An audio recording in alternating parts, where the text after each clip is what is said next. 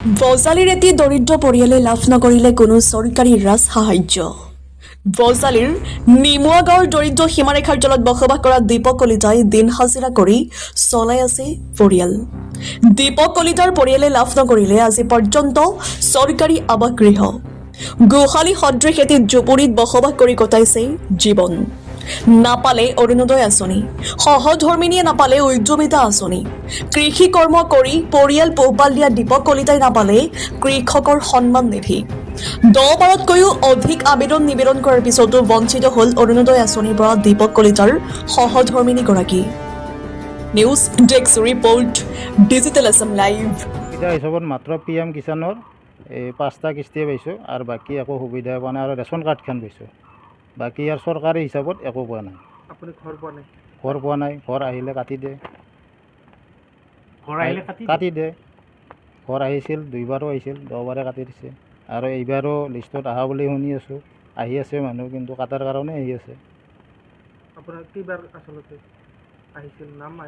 নাম আহিছিল 2বাৰ আগতে আহিছিল আৰু এইবাৰ আহিছে।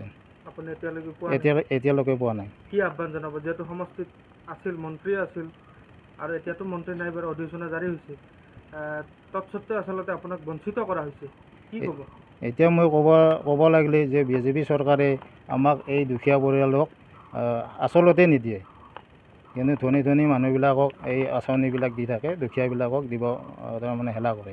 কিমান বিঘা মাটিত আপুনি খেতি কৰে? মই 18 বিঘা মাটিত খেতি কৰোঁ। নিজা মাটি কিমান বিঘা আছে আপোনাৰ? নিজা মাটি 7 বিঘামান আছে। 7 বিঘামান আছে। কি কি খেতি কৰে? বেহৰ আৰু ধান খেতি কৰোঁ। PM কিষাণৰ পৰা বঞ্চিত? PM কিষাণৰ পৰা বঞ্চিত। যোগাযোগ কৰিছিল নে? যোগাযোগ কৰিছিলোঁ। কি কয়? যোগাযোগ কৰিলে কৈছে কি কাটিলে নেকি এইটো যিটো গ্ৰাম সেৱক আছে, গ্ৰাম সেৱকক সুধিছিলোঁ, গ্ৰাম সেৱক কৈছে কাটিলে নেকি। তাৰপিছত আপোনাৰ এই তপন গগৈ বুলি এডিঅ' নেকি, তেওঁক সুধিলোঁ। তেওঁ কৈছে কি আপোনাৰ এইটোতো আমি পইচাটো নিদিওঁ, এইটো মোদীহে দিয়ে, গতিকে আমাৰ ইয়াতে হাত নাই, সেনেকৈ কৈছে তেওঁ। আপুনি এতিয়াও বঞ্চিত হৈছে? এতিয়াও বঞ্চিত হৈছে। কিমানটা কিস্তি পাইছে? মই 5টা কিস্তি পাইছোঁ, 17টা বাকী আছে। কি ক'ম আৰু, মই ইয়াৰ দুখতে সেয়ে কৈছোঁ। মই ৰবেন দাসে মোক কৈছে এই পৰা বঞ্চিত কৰা বুলি কৈছে, তুমি এই বিষয়ত নাইভা। ৰবেন দাস এই মণ্ডল, BJPৰ মণ্ডল। আৰু এনেকৈ কয় আমি এইগিলা নাজানো, বুথ কমিটি আছে, কেইটামান বুথ কমিটি থাকে, বুথ কমিটি যাৰ যাৰ নাম দিয়ে তাৰে থাকা বুলি কয়। তাৰপিছত মোক কৈছে তুমি এই বিষয়ে মোৰ তাকে কোনোদিনো নাইভা, সেনেকৈ কৈছে। মই কান্দি কান্দি গুচি আহিছোঁ। এই ৰবেন দাসে কৈছে।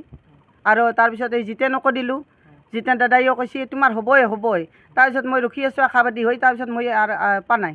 তাৰমানে মোক গোটেই পোৱা নাই। আৰু নিভাগ দিছিলোঁ, ঘৰো পোৱা নাই। নিভাগ দিছিলোঁ, নিভাইও কৈছে এনেকৈ কৈছে। তাৰপিছত মোক নামতাই হ'ল নিভাইটোৱে।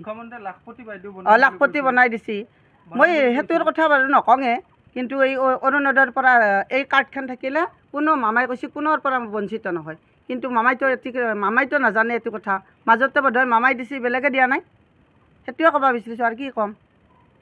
অৰুণোদয়ৰ পৰা একো নাই। কাৰ্ডখন পাইছোঁ, কাৰ্ডখনটো আছে মোৰ হাতত, বেলেগ পোৱা নাই।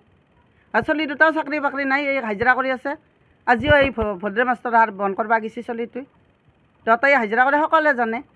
আমাৰ চলি বহি ভাত খোৱা নাই, আমিও বহি ভাত খোৱা নাই, কিন্তু একো আমাক দিয়া নাই আজিলৈকে।